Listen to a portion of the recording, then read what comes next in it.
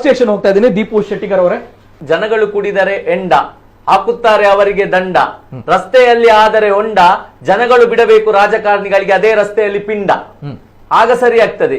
ಯಾವ ರಾಜಕಾರಣಿ ಇದ್ದಾನೆ ಅವನಿಗೆ ಅಲ್ಲೇ ಪಿಂಡ ಬಿಡ್ಬೇಕು ಆ ಹೊಂಡದಲ್ಲಿ, ಇಲ್ಲದಿದ್ರೆ ನಮ್ಮ ಮನೆಯವರು ನಮಗೆ ಪಿಂಡ ಬಿಡುವಂತ ಪರಿಸ್ಥಿತಿ ನಿರ್ಮಾಣ ಆಗ್ತದೆ. ನಾವು ಕಾಂಗ್ರೆಸ್ ಬಿಜೆಪಿ ಅಂತ ಸಾಯ್ತಾ ಇದ್ದೆವು. ಮೊದಲು ಒಂದು ಟೈಮ್ ಅಲ್ಲಿ ಗಂಡ ಮಾತ್ರ ದುಡ್ದು ಬರ್ತಿದ್ದ, ಸಂಸಾರ ಸಾಕ್ತಿತ್ತು. ಇದ್ದ ಚಟ್ಟ ಕಟ್ಟಿದೆಲ್ಲ ಟ್ಯಾಕ್ಸ್ ಗಳನ್ನ ಹಾಕಿ ಈಗ ಗಂಡ ಒಬ್ಬ ದುಡಿದ್ರೆ ಆಗುದಿಲ್ಲ. ಈಗ ಗಂಡ ಹೆಂಡತಿ ಇಬ್ಬರು ದುಡಿಬೇಕು. ಇಬ್ಬರು ದುಡ್ದಾಗ ಮಕ್ಕಳು ಶಾಲೆಗೆ ಹೋಗಿ ಮನೆಯಲ್ಲಿ ಕಾಯ್ತಾ ಇರ್ತಾರೆ. ಇಲ್ಲಿ ಹೆಂಡತಿಯ ಗಂಡನ ಯಾರು ರಸ್ತೆಯಲ್ಲಿ ಬರುವಾಗ ಬಸ್ಸಿದ ಲಾರಿದ ಅಡಿಗೆ ಬಿದ್ದು ಸಾಯ್ಲಿ, ಸತ್ತಾಗ ಇಲ್ಲ ಕೇಳುವವರಿಲ್ಲ. ನಾವೆಲ್ಲ ಎಲ್ಲರೂ ಸಾಮಾನ್ಯ ಜನರು ಹೇಳ್ತೇವೆ ನಿಮಗೆ ಅವರಿಗೆ ಆತ್ಮಕ್ಕೆ ಶಾಂತಿ ಸಿಗ್ಲಿ ಇದು ಸಿಗ್ಲಿ ಅಂತ. ಅವರ ಆತ್ಮಕ್ಕೆ ಶಾಂತಿ ಸಿಗುದಲ್ಲ, ನಮ್ಮ ರಾಜಕಾರಣಿಗಳ ಆತ್ಮಕ್ಕೆ ಪಿಂಡ ಬಿಡ್ಬೇಕು. ನಾವು ಇವರನ್ನು ಆಯ್ಕೆ ಮಾಡಿದಕ್ಕೆ ಪಿಂಡ ಬಿಡ್ಬೇಕು. ಇವತ್ತು ಹೇಳ್ತಿದ್ದೇನೆ, ಯಾಕಂತ ಹೇಳಿದ್ರೆ ಎಷ್ಟೋ ಮಂದಿಯ ಬಡವರ ಮನೆಯ ಮಕ್ಕಳ ಪಿಂಡ ಬಿಡ್ತಿದ್ದೇವೆ. ಇವತ್ತು ರಸ್ತೆಯಲ್ಲಿ ಬಿದ್ದವರಿಗೆ ಎಷ್ಟೋ ದಿವಸ ಆಗಿ ಪಿಂಡ ಬಿಡುದು. ಈ ರಾಜಕಾರಣಿಗಳಿಗೆ ಯಾವಾಗ ಪಿಂಡ ಬಿಡ್ತೇವೆ ಆಗ ಕರೆಕ್ಟ್ ಆಗುದು. ಒಂದ ಚುನಾವಣೆ ಎಂಬುದರಲ್ಲಿ ಸೋಲಿಸಿ ಇವರಿಗೆ ಪಿಂಡ ಬಿಡ್ಬೇಕು. ಇಲ್ಲದಿದ್ರೆ ಬದುಕಿದ್ದಾಗಲೇ ಕೆಲಸ ಮಾಡಿದ್ರೆ ಅಲ್ಲೇ ಇವರ ಪಿಂಡ ಬಿಡಬೇಕು. ಇಲ್ಲದಿದ್ರೆ ಇದು ಕರೆಕ್ಟ್ ಆಗುದಿಲ್ಲ. ಇವತ್ತು ಮಾತ್ರ ಇದು ನೋವನ್ನು ನೋಡಿ ನೋಡಿ ನೋಡಿ ಇವತ್ತು ನಾನು ಇದರ ಬಗ್ಗೆ ಕೆಲವು ಚರ್ಚೆಗಳನ್ನು ಮಾಡಿದೆವು. ನಮ್ಮ ಇದ್ರಲ್ಲೂ ಕೂಡ ಚರ್ಚೆ ಮಾಡಿದ್ದೇವೆ. ಒಂದಂತ ಇವತ್ತು ಖಡಕ್ ರಾಜಕಾರಣಿಗಳಿಗೆ ಈ ಮೂಲಕ ಸೂಚನೆ ಕೊಡ್ತೇನೆ. ಏನಂತ ಹೇಳಿದ್ರೆ, ನಮ್ಮ ಬಿಲ್ವೇರ್ ಕುಡ್ಲ ಟೀಮ್ ಅಲ್ಲಿ ಕೂಡ ಇವತ್ತಿನ ವಿಷಯದ ಬಗ್ಗೆ ಚರ್ಚೆ ಆಯ್ತು. ಏನ್ ಹೇಳಿದೆ ಅಂತ, 1 ತಿಂಗಳ ಒಳಗಡೆ ಮಂಗಳೂರಲ್ಲಿ ರಸ್ತೆಗಳು ಇವರು ಮುಚ್ಚದಿದ್ರೆ 100% ನಾವು ರೋಡಿಗಿಳಿತೇವೆ ಈ ಸಲ. 100% ಪ್ರೊಟೆಸ್ಟ್ ಮಾಡಿಯೇ ಮಾಡ್ತೇವೆ. ಯಾಕಂತ ಹೇಳಿದ್ರೆ ಸಾಕಾಯ್ತು, ಹೆಣಗಳನ್ನು ನೋಡಿ ನೋಡಿ ಸಾಕಾಯ್ತು. ನಾವು ಹೇಳುದು ಮತ್ತೆ ಒಂದು ಕಡೆ ಹೊಂಡ ಬೀಳುದು, ಹೊಂಡ ಬಿಡುದು, ಇವರ ಕರ್ಮಗಳಿವರದು. ಮತ್ತೆ ಕೆಲವು ಇದ್ರಲ್ಲಿ ಗಮ್ಮತ್ತಾಗ್ತದೆ. ಹೊಂಡ ಬೀಳ್ತದಲ್ಲ, ಹೊಂಡ ಬಿಟ್ಟಾಗ ಹೇಳುದು ಅದು ನಾವು ಸೆಂಟ್ರಲ್ ಆ ಕಂಪನಿಯವರಲ್ಲಿ ಉಂಟು, ಇದು ಈ ಕಂಪನಿಯವರಲ್ಲಿ ಉಂಟು, ಅದು ಆ ಕಂಪನಿಯವರಲ್ಲಿ ಉಂಟು, ಆ ರಸ್ತೆಯ ಟೆಂಡರ್ ಅವರಿಗೆ ಅಂತ. ನಾವು ದೇಶವನ್ನು ಊರನ್ನು ಕೊಟ್ಟದ್ದು ರಾಜಕಾರಣಿಗಳಿಗೆ, ಯಾವ ಮೂರ್ಖಾಸ್ತವರಿಗೆ ಮಾರಿ ಅಂತ ಮಾರಿ ಕೊಡ್ಲಿಲ್ಲ. ಇವರು ಏರ್ಪೋರ್ಟ್ ಅನ್ನು ಮಾರುದು, NMPT ಅನ್ನು ಮಾರುದು, ಇದನ್ನೆಲ್ಲ ಮಾರಿ ಆದ್ಮೇಲೆ ಹೇಳಿ ಎಂತ ಹೇಳ್ತೀರಾ, ಅದು ನಮ್ಮಲ್ಲಿಲ್ಲ ಅವರ ಕೈಯಲ್ಲಿದೆ ಅಂತ. ಮಾಡಿದ್ ಯಾರು? ನಿಮ್ಮ ಹತ್ರ ನಾವ್ ಹೇಳಿದ್ವಾ? ನೀವು ಫಸ್ಟಿಗೆ ರಸ್ತೆ ಅದು ಇದನ್ನು ಜನಗಳಿಗೆ ಪ್ರಾಬ್ಲಮ್ ಆಗುವಾಗ ವಾಯ್ಸ್ ರೈಸ್ ಮಾಡಿ.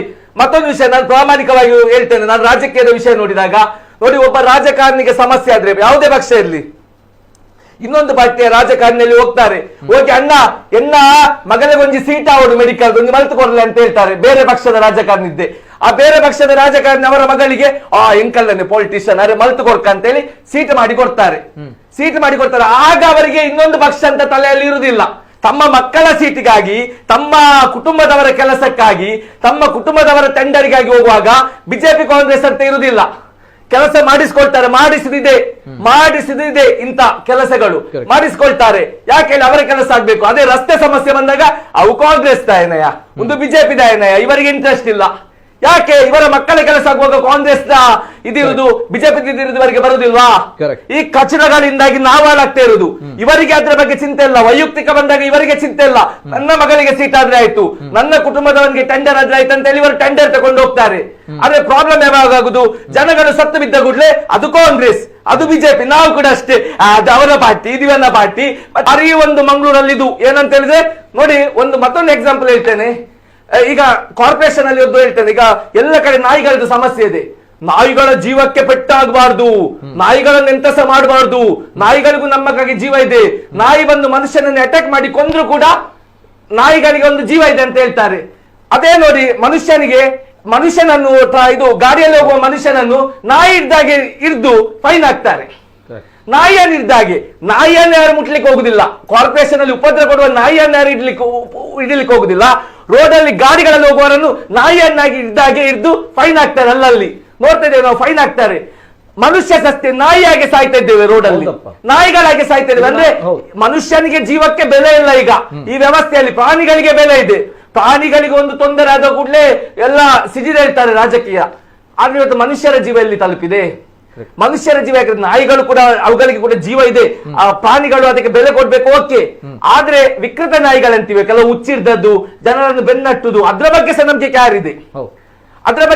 ಇದಕ್ಕೆ ಹಾಕಿಲ್ಲ. ಅಲ್ಲಲ್ಲಿ ಫೈನ್ ಹಾಕ್ತಾರೆ, ಅಲ್ಲಲ್ಲಿ ಇದಾಗ್ತಾರೆ. ರಸ್ತೆಗಳಲ್ಲಿ ಬಿದ್ರೆ ಯಾರಿಗೆ ಹೆಲ್ಮೆಟ್ ಹಾಕದಿದ್ರೆ ತಲೆ ಇದಾಗ್ತದಂತೆ, ತಲೆ ಸೀಲ್ ಆಗ್ತದೆ, ಫೈನ್. ಹೊಂಡದಲ್ಲಿ ಬಿದ್ರೆ ತಲೆ ಅಂತ ಇದು ಜಾಯಿಂಟ್ ಆಗ್ತದ? ಎಂತ ಒಂದು ಕಚಡ ಮನಸ್ಥಿತಿ ಅವರು. ಮೊದಲು ಹೇಳ್ತಾ ಇದ್ರು, ಎಂತ ತಮಾಷೆಗೊಂದು ಹೇಳ್ತಾ ಇದ್ರು, ಕಿಡ್ನಿ ಸ್ಟೋನ್ ಆದ್ರೆ ಆ ರೋಡಲ್ಲಿ ಹೋಗಿ ನಿಮ್ಮ ಸ್ಟೋನ್ ರಟ್ಟಿ ಹೋಗ್ತದಂತ. ಈಗ ಸ್ಟೋನ್ ಅಲ್ಲ, ಈಗಿನ ಗುಂಡಿಗೆ ನಮ್ಮ ಕಿಡ್ನಿಯ ರಟ್ಟಿ ಹೊರಗೆ ಬರ್ತದೆ.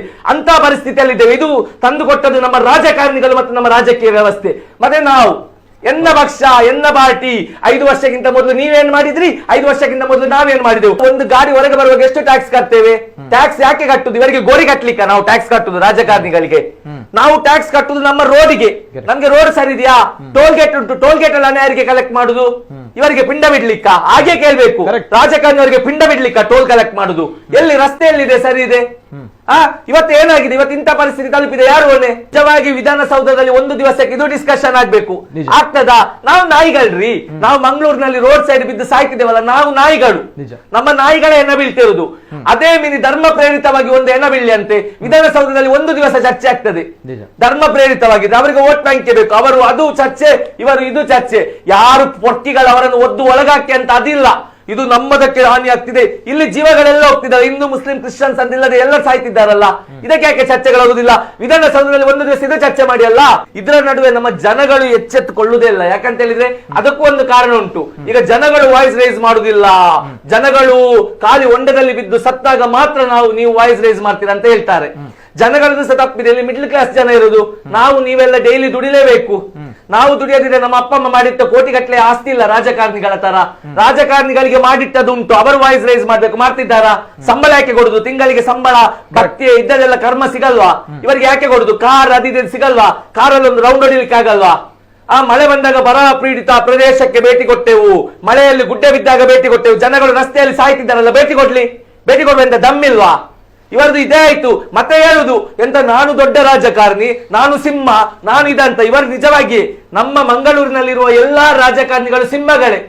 ಒಪ್ತೇನೆ ನಾನು, ಹುಲಿಗಳು. ನಿಜವಾಗಿ ಎಲ್ಲರೂ ಹುಲಿಗಳು. ಯಾಕೆ ಹೇಳಿ? ಅವರು ಊರಲ್ಲಿಲ್ಲ, ಕಾಡಲ್ಲೇ ಇರುದು. ಇಲ್ಲಿದ ಸಮಸ್ಯೆ ಗೊತ್ತಾಗಲ್ಲ. ಅವುಗಳನ್ನು ಸಿಂಹಗಳು ಮಾಡಿದ ಕಾರಣ ಆ ಎಲ್ಲಾ ಸಿಂಹ ಹುಲಿಗಳು ಕಾಡಲ್ಲಿವೆ. ಇಲ್ಲಿ ಜನರ ಸಮಸ್ಯೆ ನೋಡ್ಲಿಕ್ಕಿಲ್ಲ. ಯಾಕೆ? ನಾವು ನಾಯಿಗಳು ರಸ್ತೆಯಲ್ಲಿ ಬಿದ್ದು ಸಾಯ್ತಾ ಇದ್ದೇವೆ. ಈ ಸಿಂಹಗಳು ಎಲ್ಲ ಕಾಡಲ್ಲಿ ಮೆರಿತಾ ಇದೆ. ಇಲ್ಲಿ ಏನ್ ಗೊತ್ತಾ, ಜನಗಳಿಗೆ ಬೇಕಾದಂತ ಒಂದು ಫಂಕ್ಷನ್ ಗಳನ್ನು ಬಂದ್ ಮಾಡಿದ್ರು.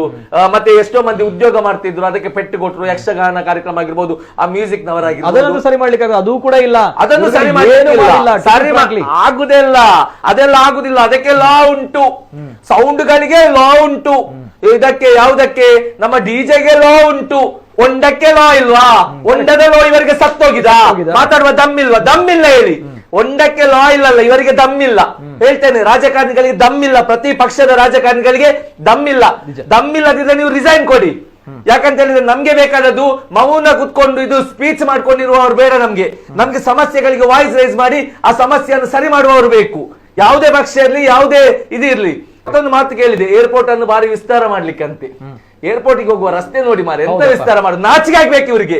ಎಂತ ವಿಸ್ತಾರ ಯಾವುದಕ್ಕೆ? ಇದಕ್ಕೆ ಮಾಡುದು? ವಿಮಾನ ಹೋಗ್ಲಿಕ್ಕ? ವಿಮಾನ ಇವರ ಕರ್ಮದವ್ರು ಬರ್ತಾರಲ್ಲ, ದೊಡ್ಡ ದೊಡ್ಡವರಿಗೆ ವಿಮಾನದಲ್ಲಿ ಹೋಗ್ಲಿಕ್ಕೆ ವಿಸ್ತಾರ. ನಮ್ಗೆ ರಸ್ತೆ ಸರಿ ಮಾಡಿ. ಆ ಒಂದು ಆಂಬುಲೆನ್ಸ್ ಡ್ರೈವರ್ ಒಂದು ಕಾಲ್ ಮಾಡಿ ಲಾಸ್ಟ್ ಟೈಮ್ ಹೇಳಿದ್ರು, ಕಟೀಲಿಂದಂತೆ ಇಲ್ಲಿಗೆ ಎಮರ್ಜೆನ್ಸಿಗೆ ಆ ಹಾಸ್ಪಿಟಲ್ ಇಂದ ಇಲ್ಲಿ ತರ್ಲಿಕ್ಕಂತೆ. ತರುವಾಗ ಪರಿಸ್ಥಿತಿ ಹೇಳತೀರದು ಹೇಳಿದ್ದಾರೆ. ಒಮ್ಮೆ ಕಾಲ್ ಮಾಡಿ ಲಾಸ್ಟ್ ಟೈಮ್ ರೀಸೆಂಟ್ ಆಗಿ ಹೇಳತಿರೋದು ಎಂತ ಮಾಡುದಂತ ಗೊತ್ತಾಗ್ತಿಲ್ಲ ಅಂತ. ಆಂಬುಲೆನ್ಸ್ ಅಲ್ಲಿರುವ ಪೇಷಂಟ್ ನ ಪರಿಸ್ಥಿತಿ ಹೇಗಾಗ್ಬಹುದು? ನಮ್ಮ ಪರಿಸ್ಥಿತಿ ಬಿಡಿ, ಎಲ್ಲ ಬಾಯಿಯ ತನಕ ಬರ್ತದೆ. ಆ ಪೇಷಂಟ್ ನ ಪರಿಸ್ಥಿತಿ ಏನಾಗ್ಬಹುದು? ಇದಕ್ಕೆ ಯಾರು ಹೊಣೆ? ಇದನ್ನೊಂದು ನಿಲ್ಲಿಸ್ತಾರ? ಪುನಃ ಕಂಪನಿಗಳಂತೆ, ದೊಡ್ಡ ಕಂಪನಿಗಳಂತ ತರ್ತೇವೆ. ಒಂದು ರೋಡ್ ಮಾಡ್ಲಿಕ್ಕೆ ಯೋಗ್ಯತೆ ಇಲ್ಲದ ರಾಜಕಾರಣಿಗಳು ಕಂಪನಿ ದರದಲ್ಲಿ ಇವರ ಮುಖಕ್ಕೆ ಉಗಿಬೇಕು. ನಿಜ ಹೇಳ್ತೇನೆ, ಉಗಿಬೇಕಷ್ಟೇ. ಪ್ರತಿ ಜನಗಳು ಈ ರಸ್ತೆ ಬಗ್ಗೆ ಫಸ್ಟ್ ವಾಯ್ಸ್ ರೈಸ್ ಮಾಡುವ. ಮತ್ತೆ ಮಾಡಿ ಅದು ಮಾಡ್ತೇವೆ ಇದು ಮಾಡ್ತೇವೆ. ಈಗ ಹೆಣಗಳು ಬೀಳ್ತಾ ಇದೆ ಅಲ್ಲ, ಇದನ್ನು ಸರಿ ಮಾಡುವ. ಇದನ್ನು ಸರಿ ಮಾಡ್ಲಿಕ್ಕೆ ಪ್ರಯತ್ನಿಸುವ. ಒಂದು ಹೇಳುದು, ನಿಮ್ಮ ರಾಜಕಾರಣಿ ಬಗ್ಗೆ ನಿಮ್ಗೆ ಮಾತಾಡ್ಲಿಕ್ಕೆ ಅಥವಾ ಅವನಿಗೆ ಕ್ವಶನ್ ಮಾಡುವ ದಮ್ ಇಲ್ಲದಿದ್ರೆ ಕ್ವಶನ್ ಮಾಡುವವರಿಗೆ ನೀವು ಕ್ರಾಸ್ ಕ್ವಶನ್ ಮಾಡಬೇಡಿ. ಮುಚ್ಚಿಕೊಂಡು ಕುತ್ಕೊಳ್ಳಿ. ನಿಮ್ಮ ರಾಜಕಾರಣಿ ಹೇಗೆ ಇದು ರೋಡ್ ನ ಬಗ್ಗೆ ಮಾತಾಡಿದ್ರೆ ದಮ್ಮು ಇಲ್ಲದೆ ಈಗ ಮುಚ್ಚಿಕೊಂಡು ಕುತ್ಕೊಂಡಿದ್ದಾನ, ನೀವು ಅವನ ಕಾರ್ಯಕರ್ತರು ಕೂಡ ಮುಚ್ಚಿಕೊಂಡು ಕುತ್ಕೊಳ್ಳಿ. ಮಾತಾಡಬೇಡಿ ನೀವು, ಯಾವುದೇ ಪಕ್ಷದವರಾಗಿರ್ಲಿ. ಜನಗಳು ವಾಯ್ಸ್ ರೈಸ್ ಮಾಡ್ತಿದ್ದಾರೆ, ಮಾಡ್ಲಿ. ಇದಕ್ಕೊಂದು ಸೊಲ್ಯೂಷನ್ ಬೇಕು.